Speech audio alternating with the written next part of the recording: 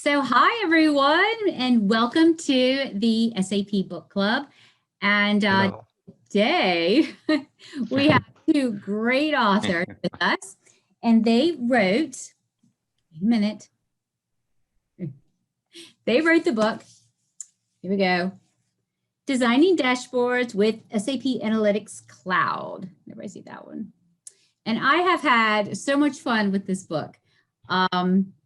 I've been doing some crazy promotions. I had a python wrapped around my neck, one picture, and then I'm dressed like an elf in the next picture. So it's like a little crazy. And but I do want to say that, this can't be done just with me making crazy pictures of myself all over the internet. I do want to give some shout outs to some people before we start. So thank you, Janelle and Frank, for all of their designs and making this Zoom call happen. And I also want to thank Kay Larkin. She's always been there for me and she cheers me on each day. So go Kay. And Aja Walks from SAP Press, who believed in my idea. And she always laughs at all my crazy posts. So she's so funny. And also Colin Scuffins. He is our new Irish friend at SAP who is over the global lead for communications and video, who's also been great at helping promote our event. So thank you, Colin. And he's got this great Irish accent. And then we also have, we started our event where we were going to have Eric on the call with us, Eric Bertram. And he is one of the authors, and he's also from Germany. And he's the director and head of operations and user insights and BTP design. And so Eric is a theoretical astrophysicist.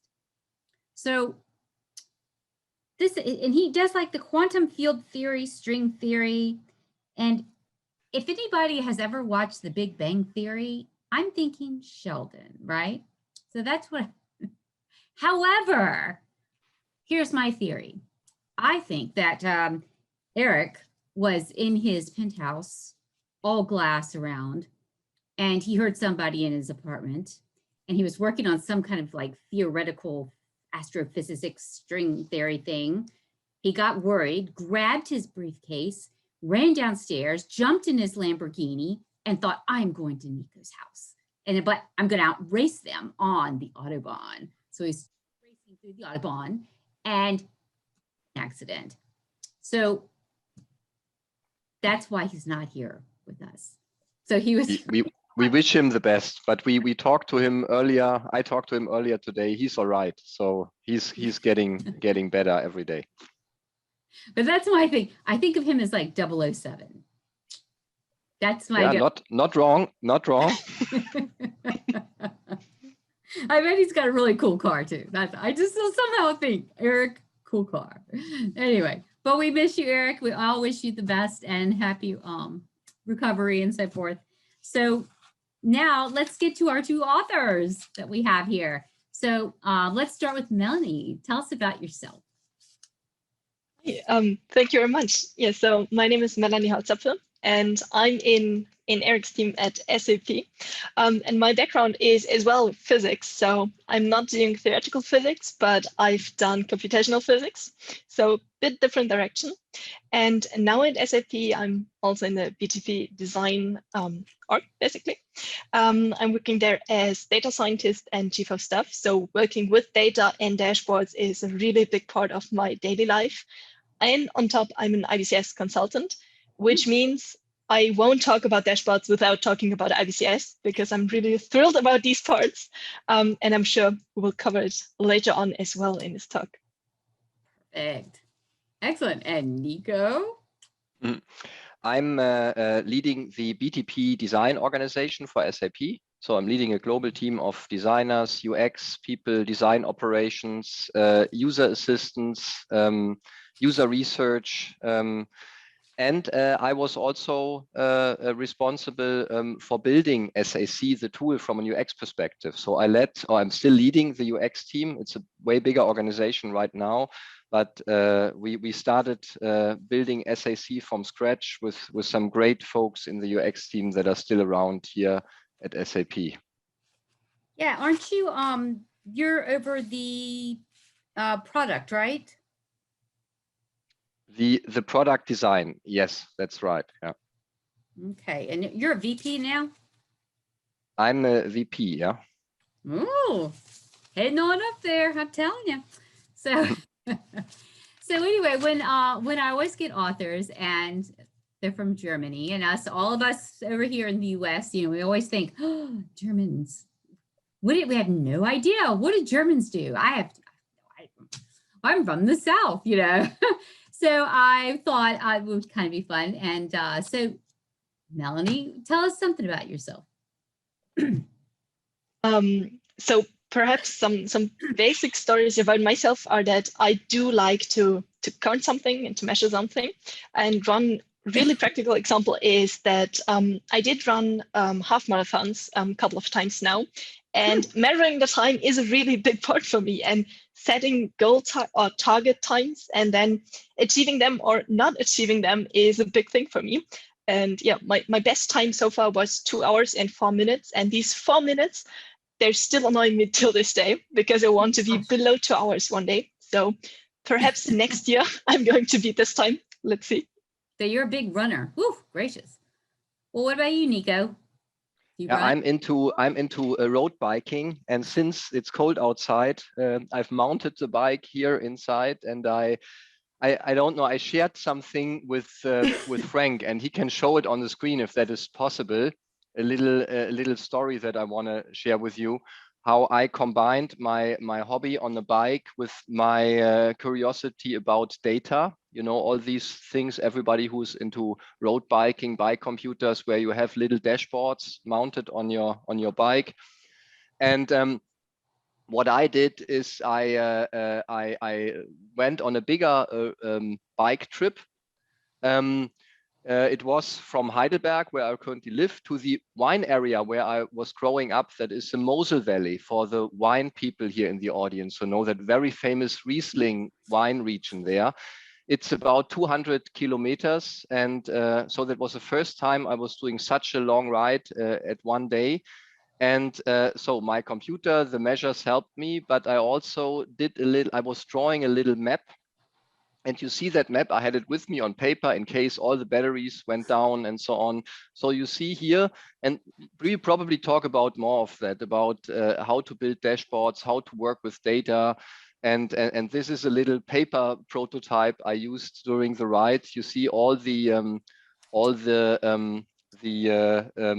cities on the road. Then you see the kilometers, so how far it went, and you see the profile.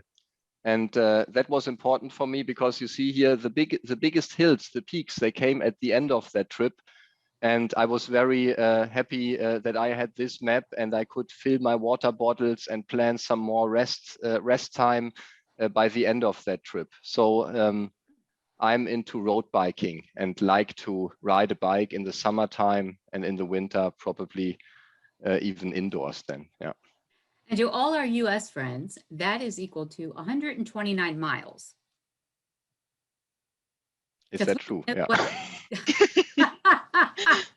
I'm like, what is that? Okay, whoops, let's do it back to the US conversion. Yeah, 129 miles is a long ride.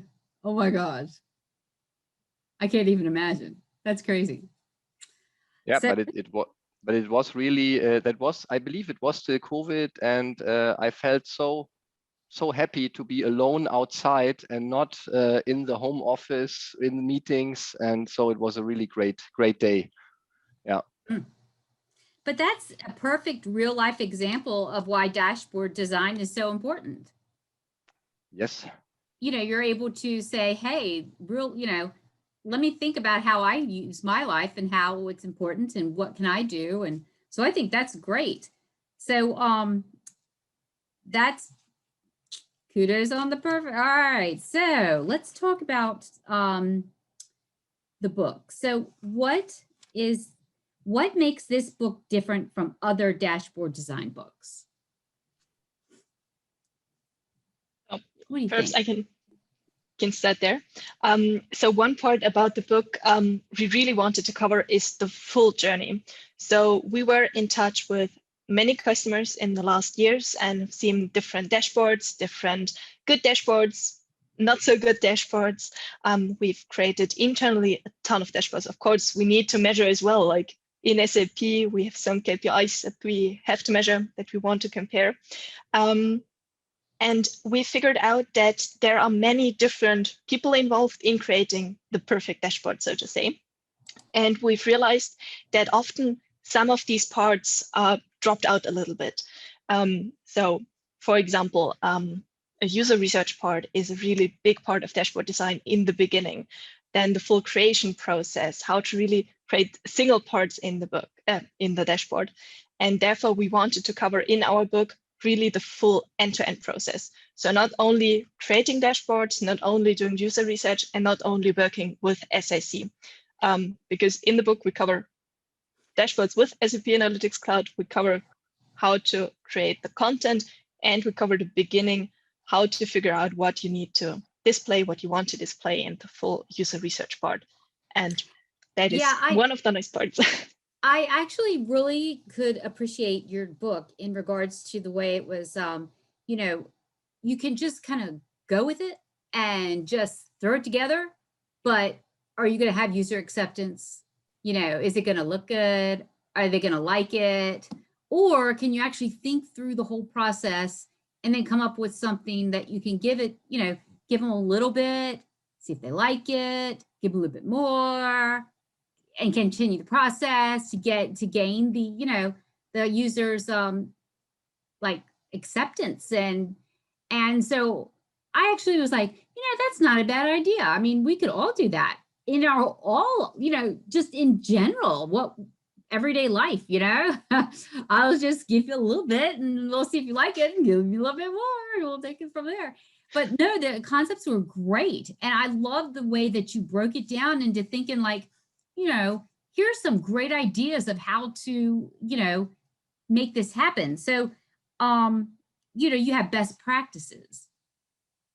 So when you, if you don't follow the best practices, what are some things? I mean, I've already said, you know, they don't like it, I ain't going to use it. So what are some of the other things that are happening if you don't follow best practices?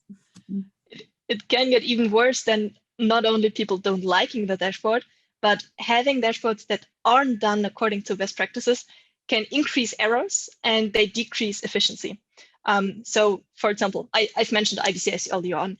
They've done real like scientific tests on comparing dashboards in their style with just ordinary dashboards. And there they've realized that if you don't use best practices, then you're really way significantly less. If you use best practices, you're nearly 60% faster in doing your decisions, in making decisions, in understanding stuff, and you're over 60% less likely to make errors and mistakes. And I think that is a pretty good motivation to actually create good dashboards, because you want to be fast. And of course, you want to have the right information and the right decision afterwards. Yeah, and also, you know, if you don't follow like best practices, I also like the fact about how fast they would run. I never even thought about that. You know, like the time it takes to, you know, you actually have to look at that. I mean, you know, you don't want to create a dashboard and it takes 3 hours to load. I mean, so, you know, part of the whole process was doing that, looking at the, you know, the time it takes. So that was really interesting. And then the other thing that I loved was the overlook about design. All right, I never thought about it, but the colors, the placement. Who knew that if you look at a screen, the first thing you're going to look at is the middle of the page, and always put the important information up here, less important down here. Now every site I look at, I'm going to be doing that. You know, What do you guys, how did y'all figure this out? Was this something that? So Melanie already talked about the importance of the user and a bit about design processes that we do day in and day out, because we both are part of a design department, and we use these best practices we do when we work on software, also when we want to guide our users to build their dashboards using SAC, using our tool here. And I could give a glimpse of what we have in the book. I shared also with Frank earlier today a little screen or a sheet about the 10 golden rules of dashboard design. And maybe we can walk you through that little cheat sheet, because then we have both. We have on one hand side, we have the form factor, on the other side more the function factor. So what you see here will be in the first chapter of the book, and throughout the book there will be more about it. There is a famous saying in design: form follows function. So this is why you need to, when you work with it, you need to read it the other way around. So you usually start with chart types. And what we did here, we outlined some of the most important chart types or categories for chart types. The first one, and this is why I start here on the upper right corner with container. A table is probably the most important chart type and most simplest chart type you can find. So with all table, be it in the database even, or just when you work with Excel, you can store data, you can read data there. And there is also an interesting aspect to tables when we talk about design. You probably all know things like heat maps. And when you have a heat map, then that is nothing else but a table where the most prominent, the highest values are highlighted. And in this way, you have a bit of a pattern recognition when you just look at such a table and imagine there would be all shades of blue or of green or a certain color here, you would see where the highest value in the table sits.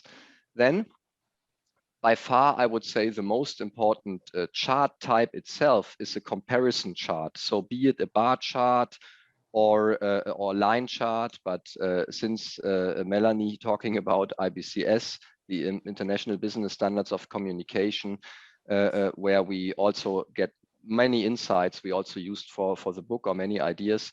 So a comparison is usually the most important thing you need, and you have bar charts here or column charts that you use. Then the next thing is, we call it context. When you put something in a bigger context, for example, part of a whole, you can use a tree map, or, and this is what this icon should here highlight, a stacked bar, for example.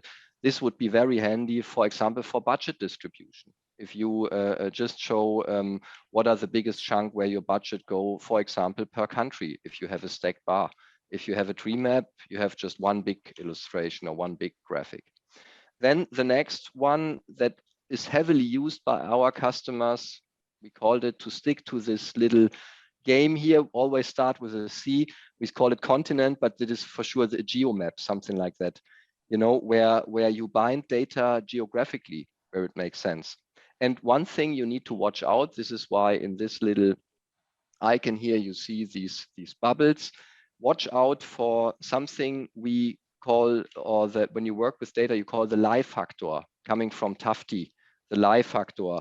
You need to watch out for a truthful scale.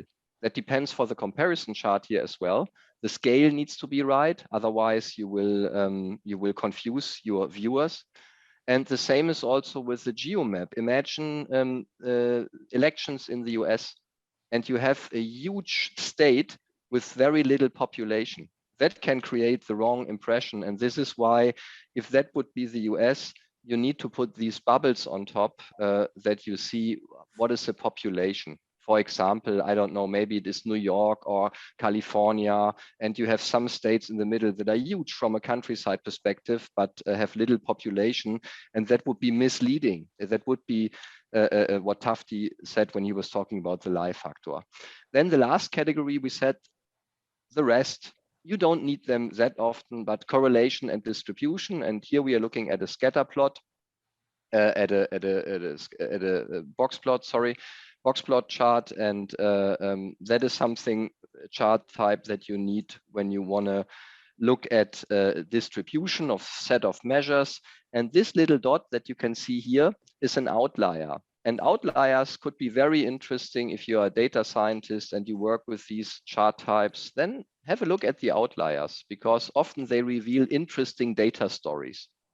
So that was the right-hand side here, the functional side. And now more, you asked Kendall about design. We are very keen about design. So this is why we laid out a couple of rules how to design. So first, think about construction.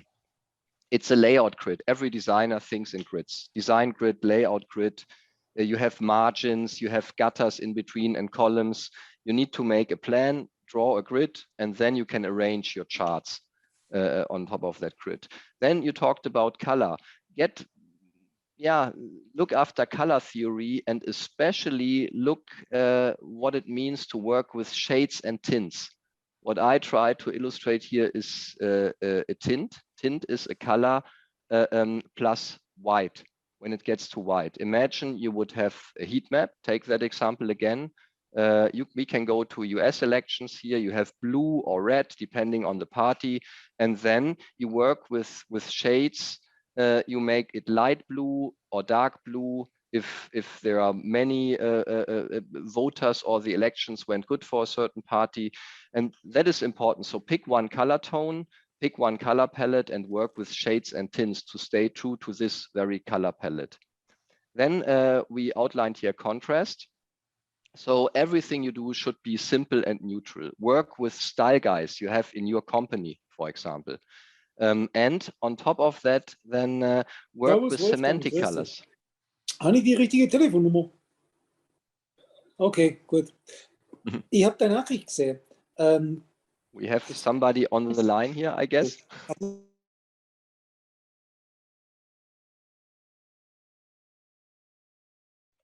I have unmuted myself. Do you hear me again? Yes. Okay, great. So with contrast, as I said, simple and neutral, but stay true to your style guide in your company.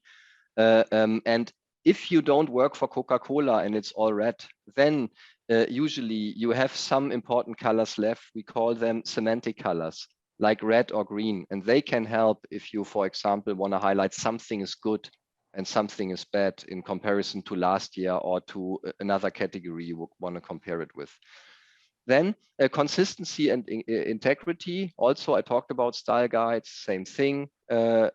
Consistency, something that needs to work within your brand style of the company. And integrity, I have this little example here. You probably all know Barbara Minto and the MISI paradigm. When you work on a list, then watch out to make these lists or categories mutually exclusive and collectively exhaustive. And I just showed that example. Imagine we would show a table here, be it, let's call it apples right now, like 30 apples in, I sold 30 apples in New York and 20 apples in Minnesota and 40 apples in California, and then this adds up only to 90 and not to 100, because I need to make it mutually exclusive, collectively exhaustive. So make sure that you add the 10 others. Basically, maybe you have eaten them yourself, or I don't know, they went through the web shop and so on. That is a good example when you create a table that you need to make it mutually exclusive, collectively exhaustive. And the last one, that is, we could talk about the whole hour about the last one, communication, we called it. That is all about usability, user experience. Think about who is your target group. What are the people you are designing for? And if you do that, work on a user journey. Is it an executive, or are it like as we have it for Corona, maybe the whole country, every citizens in the US or in Germany or in Europe who watch the news in the evening and learn about the latest numbers. When you do that, very important, or a good idea is to focus on the user's journey and design for the most exciting and final moments first. That is called the peak end rule. and it's coming from a famous book by Kahneman, the physicist, Thinking Fast, Thinking Slow. So peak end rule is a little hint here. And now I'm talking too much. I should stop and back to you. Well, you know what I like. Oop, am I on mute? Nope. I can hear you good. Okay, good. So what I like about the ideas in the book is, you know, some people are like, oh, I'm going to design this, and it's like all crazy designs. And if you get like a standard design for your company, you can get like, you know, a designer to come in and put like a template of template design. So you have your logo, you have it set up, you know, color kind of thing going on. And then you can put in your charts and your da-da-da and make it more consistent. I think that, you know, that's really cool to do that, because that helps out big time. And I love the part about when you're like, hey, I want to be a dashboard designer. How do I do it? You know, and you're like, first learn how to do bar charts and create charts. And once you've created the charting, then you go to the next step of who wants to see those charts? Why do they want to see those charts? But I definitely think talking to the users. And so I gave Nico and Melanie a challenge. I said, you know, what if Santa wanted a bar chart? I was like, do you like make Santa, you know, Santa a dashboard? I'm like, you know, he's got a lot of things he needs going on. So there was like yesterday, and these guys did this in like what, 20 minutes or so. So I was very impressed with the output. So if Frank could put that up, let's see if he can show us Santa's chart. This kind of shows you an idea of like, you know, you have really good designers. They can pull up a lot of really neat stuff.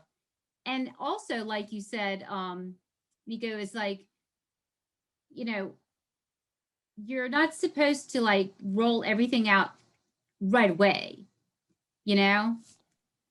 Yeah, you said it rightfully before. And that is part of, as I said, like I go to communication and this peak end rule drawing there. We could like have many other illustrations only in that field of communication, user research, user engagement, usability, you said it, acceptance tests.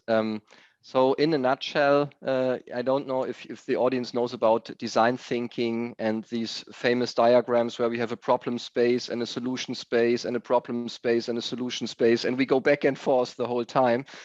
So one rule in designing together with your users is just start right away. Be it paper prototyping, just draw something, or if you have a tool like SAC, and maybe Melanie can tell the story what happens after you send the mail to us and we were saying, oh, what does she want? What can we do in a minute? So if you have a tool, you can also use the tool. But do that fast and then engage with your users. Is this what you mean? What are you after? What do you want to see? And do these iterations, as many as you can, to get the acceptance from the audience and to get the best possible results. Yeah.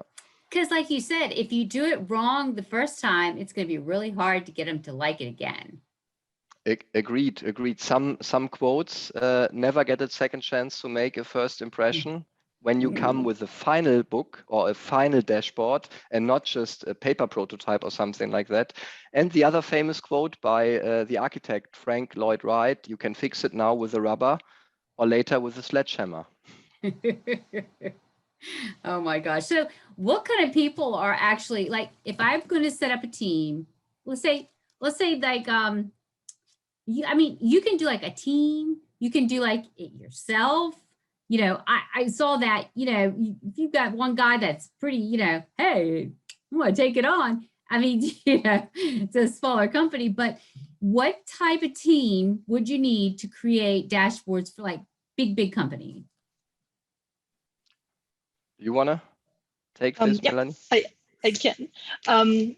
So basically there are different approaches to it. So could either talk about like really persona types, and that's what we've done in the book, to really talk about personas who were involved, or we can talk about skills and really like single skills that are required in here. Let's talk about And yeah, so basically like skills, yeah.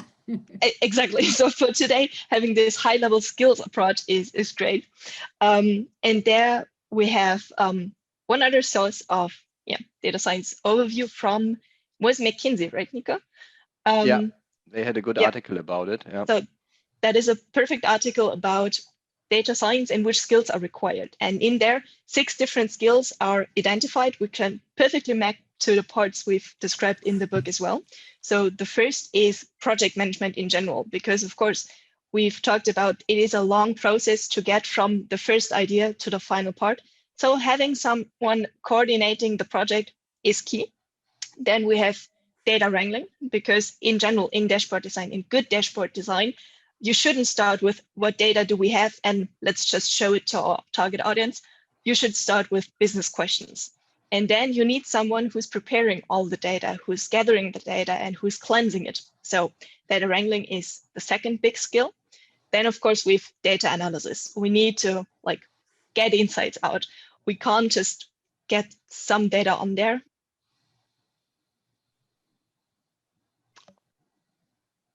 Oh, lost. We lost Melanie. Lost her. We cannot hear you. I just can't. continue. What did we had? We had project management and Data wranglers. Data wrangling for acquiring, cleansing, loading, data analysis, more like the exploration person who drills down, also closely connected to a data journalist, probably somebody who really reveals stories out of data. And that goes hand in hand with somebody we could call a storyteller. Somebody who knows to narrate and tell stories with data. So from data scientist or analyst who's more technical to the person who does, I don't know, TED Talks or something like that, or is a journalist basically. And then most important, and that goes in the direction for whom are you working, like the domain matter expert, so subject matter expert, especially talking about COVID a lot because it is a perfect example where you need dashboards. And here you have to have people who really understand statistics, medicine, vaccination, and all of that. If you work with data, then you have to have that expertise. So be it the people you communicate the dashboard to, or if we talk now Corona dashboards in the news, probably they will probably be designed together between like people who know statistics, like medicine people, and maybe people who know how to build dashboards, like designers or IT people. And then, the designers themselves. So designers and developers, people who either code or design the dashboards in the tools that we have. Now, do you think you need like graphic designer kind of guys, or just, someone who's got an eye for design? Or yeah, what can I say? I'm keen about graphic design, so you need a graphic designer for everything. Don't do anything without graphic designers. But honestly, since you don't have to have a degree in graphic design, if you have tools that can support and help you, and if you look at, for example, the rules we have here, look at other rules outlined by Stephen Few, by Tufte, by Rolf Hiechert in IBCS. There are some good books out there that can help you, that you don't get too crazy with colors and layout. I like the layout part because it has to be visually appealing in order for you to have user acceptance. That's the whole key here, is to get them to like it. Because if one person likes it, then the next person likes it, and then you can start continuing to develop more dashboards for the rest of your organization. And that's kind of the key to what this whole thing is like, how do you start off in the beginning to get the user acceptance to continue on? Agreed. Melanie, are you still, oh, the microphone seems to. Let's see. Okay, I'm switching. I hope there's. There, that's great. You're back. Okay, perfect. Then I'm doing it without the headphones. I'm sorry for that. You need to messes up your hair. Yeah, changing. I know. Yeah, I think one part there as well is depending on the software you're using, which person is actually building then a dashboard. So you could create a dashboard on paper, you can create it in visual design options, you can create it in SAC, And depending on the tool you use, there's again like slightly different skill required to build your final dashboard.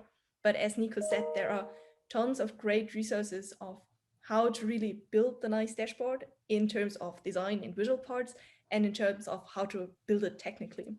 And I think that's another point that exactly that there is a lot of research done. So I think one of your other questions earlier on was, how did we figure out all these nice rules? So Nico's explained perfectly the 10 rules we've gathered in the book. And it would be nice to say that we came up with all of them on our own, but there is so much research already out. So Nico's mentioned many people like Tufte and many more. So that is research that is out for sometimes over 100 years, some of these visuals and storytelling and graphic visual data. Another thing about your, like the dashboards when you were talking, not only do they have to be visually appealing on a screen, but they also, because of technology nowadays, they have to be able to be seen on a cell phone. I mean, you've got to have that look good. He's got his books. He lives in a library. No, but you have to have it look on your cell phone too. You just can't have it on a laptop. Agreed. Before we get to the cell phone, and since we got crazy about books, we figured that in our research, that is a book from 1919. So all that we do is not new. Like people were doing it since ages, basically.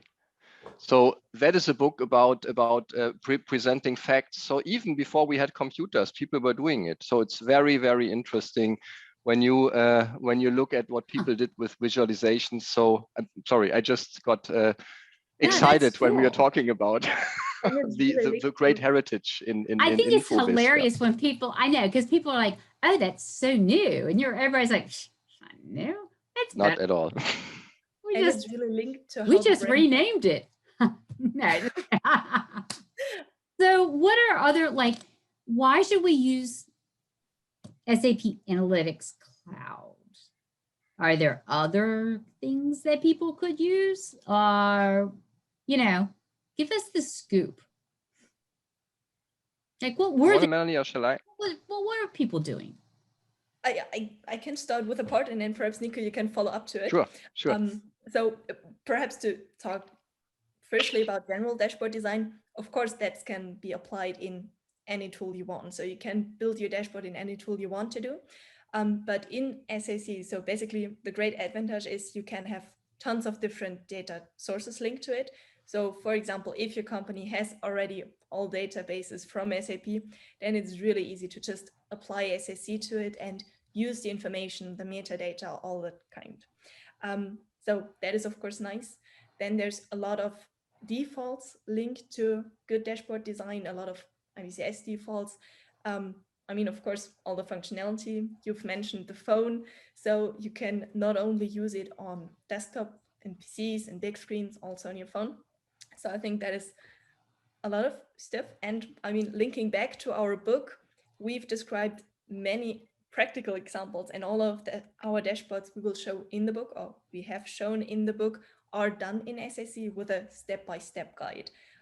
So I think coming from the book, it's really valuable to actually use SAC afterwards, because it's described for SAC the second half. And then general dashboard design, apply it wherever you to create your dashboard. And also, I mean, just like with SAP, everything can be integrated into SAP. And then pretty much you're grabbing the data, because it's in SAP, and creating them into the dashboards. So it's not like you're having to go out and use different applications else. You know what I mean? If SAP is already connected to it, then you've got the information. Exactly. When we started a couple of years ago, there was that idea to create that sweet spot between BI, predictive, and planning, because often planning and BI applications are different. So we worked on one application for BI, predictive, and planning. And as you said, Like if you have BW data, SAP systems back here, and if you have the Intelligent Enterprise or S4 or other SAP applications, you can bridge that gap. In the middle, you design the dashboard in SAC, you connect to the SAP data sources and other data sources, and then you embed it into your S4 workflow. And that is the great advantage with Analytics Cloud. Yeah. So what is the scary part that everybody's talking about, like cloud, analytics cloud? What, I mean, you know, is there something that's like, give me the scoop. I'm actors. I don't know. What is it all about? Why did you call it Analytics Cloud? What does this mean then? Why is it called Analytics Cloud? Okay, okay, got it. So it was called Analytics Cloud because you are working. You compose the dashboard in your browser. Basically, it's a software as a service, and not like we had it in the old days where you went to a shop, you bought a CD, and you put it in your computer and you installed the software there. So it's a software and as a service, it runs in the browser. It's a subscription based. So you try it out, you work with it. If you are happy, you continue after month. And if you don't use it anymore, you can also then say no subscription anymore. I'm done with the dashboards for now. COVID is over. I don't want the data. I go on my bike for a couple of months, and then you come back and you say, now I'm subscribing again. Now I'm back in the data game. I look at all the numbers from all the. So this is not scary stuff. This is just literally is like a way to help companies get information that they definitely need and present it in a beautiful way that's eye appealing, and that other people will want to do it again and, you know, complement it and kind of go forward and move. I think it's pretty cool, to be honest with you. And I like the fact that, you know, you don't have to be, you know, highly educated in this. I mean, you could be a novice and try this out and see, give it a go. That is the idea. So for sure, if you have so many features, not everything is super easy. You get it right away. But in general, when we designed Analytics Cloud, we had other applications in mind that people are using frequently, be it like Excel or Word or Adobe Photoshop or these software, Figma for graphic designers. So this is what we had in mind when designing SAC, or when we start designing SAC. Because don't you have some templates already in there as well that people can use? Yes, maybe Melanie can talk about IBCS and these templates and what we have there, and because that is pretty neat, in my opinion. Yeah, so basically there are already some templates in SAC, which are blank templates with some layouts and some different graphical, like predefined parts. And as Nico mentioned, IBCS templates are on the way. So they're today not yet in the system, but they're on the way, which is basically a blank template for 3 different scenarios where you can start with a pre-built structure, and you then only need to include your own data and do some tweaks, which is also explained in the template, which makes dashboard design way easier because you don't start with a complete blank page and you need to figure out everything on your own, but there's a lot predefined for you and a step-by-step guide on how to create your final perfect dashboard in there. So that is on the way.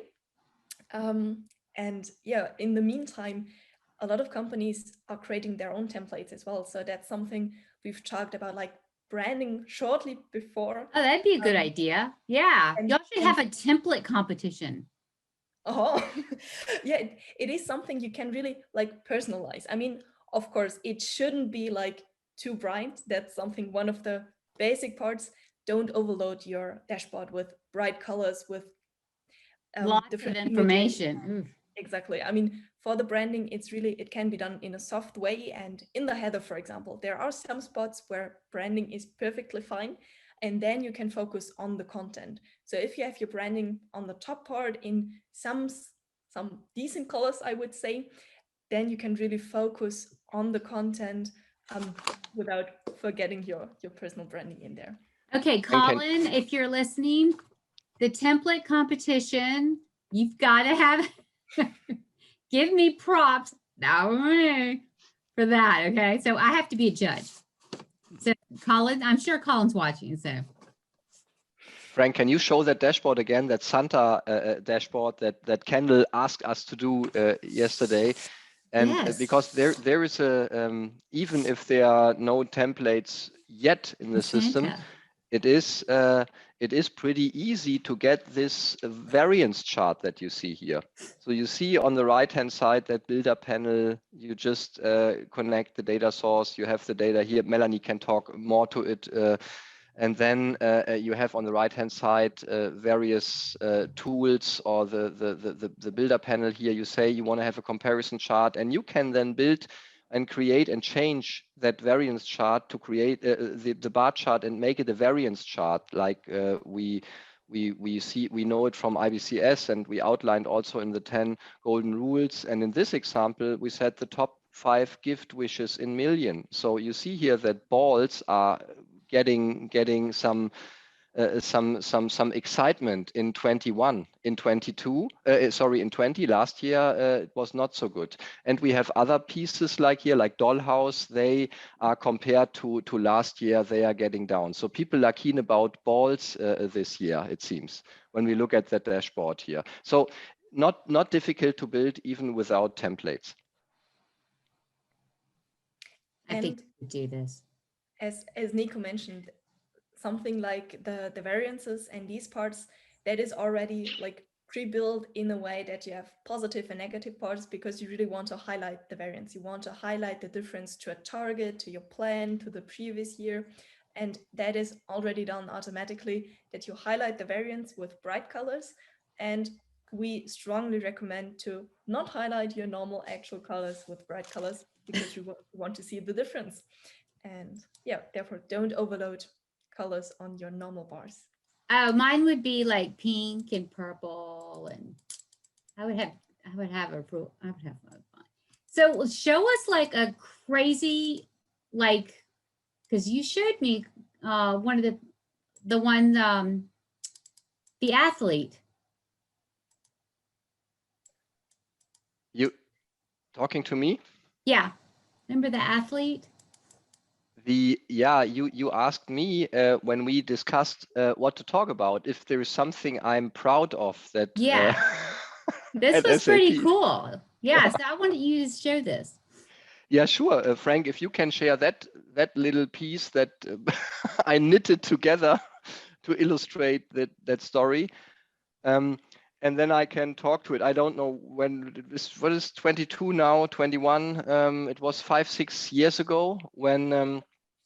We were working on a football case, the football soccer story. Yeah, here, now I can talk to it. So there was a very interesting project. You see here, Julian Nagelsmann and myself, we were presenting, and there was an interesting project where the U19 squad in Hoffenheim. Julian Nagelsmann, by the way, is today the head coach of Bayern Munich, one of the biggest football clubs on the planet.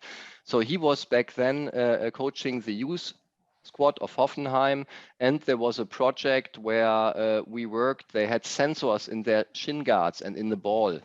So we called it player performance, and we did evaluations and live evaluations with the players. And here you see the first dashboard that we worked on, and that was that live event where a couple of famous people were sitting in the audience here from Manchester United, Barcelona, the German national team. They were all watching back then when we presented these live analytics here.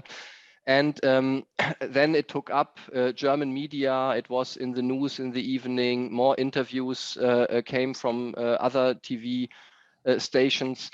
And what makes everybody in Germany proud is if you relate it to something even bigger. So we work with a national team, and it's not that thing here that you see with these sensors, but there was some parts of it evolved into a system that has been used in the championships when Germany won the World Championships in 2014.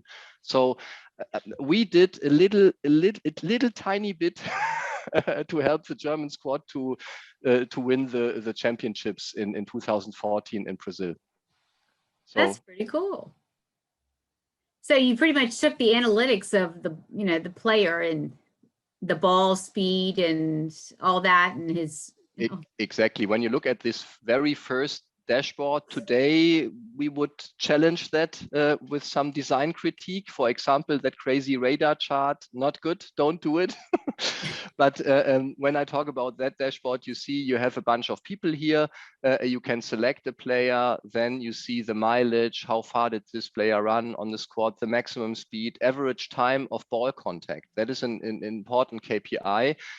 When you see it here, when he was training the youth squad, it is almost, I used to play handball. It's a game that you know in Europe, not so much in America, but it's way faster than football. But nowadays football is so quick, so average time of ball contact, they just beep, beep, beep, beep, beep, play the ball as fast as they can. Then the amount of ball contacts in a certain amount of time. Then stopping or acceleration. That is something important for the physio guys, the doctors, basically, that you don't hurt yourself and you don't get overworked. And that is like a profile for a certain player, for a forward player or a midfielder, and that was the idea behind this. And we had also a 3D sequence that we played at this very event, working with Crytek, that is a German company. They built the Cry, and maybe some people in the audience, they know Far Cry, these computer games. Like we worked together with those people to do some 3D visualizations back then. Yeah, That's cool. See, now if I built a dashboard, so my sales manager would only be interested in, like, you know, sliding scale or being able to be interactive with the dashboard and see, you know, like performance. So same idea here. You could do, like, you know, if maybe he was a little faster, what would happen?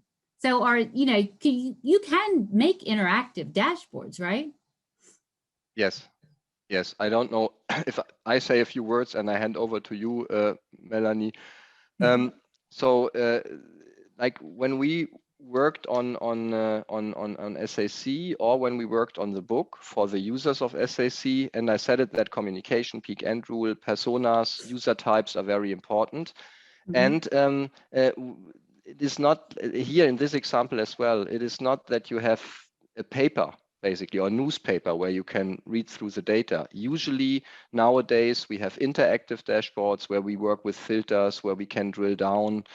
Probably not so much in this example, because Julian had this at an iPad and for sure he could click, but not too much interaction. But imagine you are sitting in front of your computer or your mobile phone, and now you get the latest data on COVID or vaccination. You want to drill down what is happening in your area, for example. That is a common use case, a filter path, where you say that is the US, that is Europe, that is Germany, but what is happening in my area, in my city?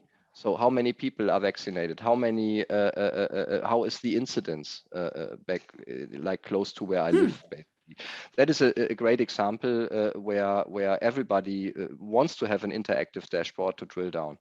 That's pretty cool. Okay, my dashboard will be interactive and pink. Sure. That's what it'll be about, but I'm gonna start working on my charting skills.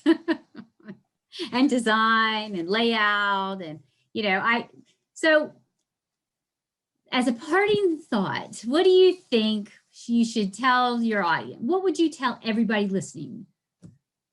What's the newest? Is there something new coming out? What do you want them to know? Good one, huh? Any idea, Melanie? Shall I? That is good. I mean, one part is, if you create dashboards, create it with the rules in our book and stick to them. Read the book. I think that is one key message. Nico, do you have more? Yeah, just in general. So I, for sure, working for SAP, writing a book with SAC dashboard design. Use our products, but in general, honestly, like we are living in times where data is so important, and where so many people neglect the truth behind data. So I just urge everyone in this call outside, get into data science, be it as a designer, a data scientist, use whatever tool you can get. If you have lots of SAP applications, and if you want to connect planning and BI, then SAC is probably the right choice. But if you don't have any application, you can use Excel, you can draw it on your paper. Just get crazy about data, because there are so many people out there that are not living by the facts and have alternative truth and so on. And that is something we, with our knowledge, and you, when you get hands on data, we can cure basically. So get crazy about data and dashboard design. Yay!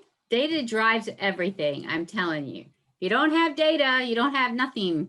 But you can still create a very beautiful dashboard there with colors. But again, you guys are great. Look, I love the book. So everybody can pick this up.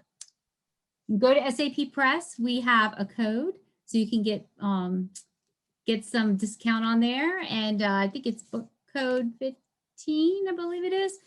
And we will, our next book is going to be, we're going to go technical. I believe we're going to have an ABAP book. So stay tuned on that. That'll be pretty cool. He's this crazy guy from Australia. But I'll tell you more about that later. But anyway, thank you guys, and thank you again, and thank you SAP Press and for allowing us, and thank you SAP for you guys coming in the middle of the night to our crazy book club. And if you haven't joined, everybody go and join the SAP book club. And that's pretty much it. And oh, again, I'm Kendall. If you don't know who I am, I'm Kendall. So I'm always around and I take crazy pictures. But anyway, thank you. Bye, everybody. Thank you. Goodbye. Bye.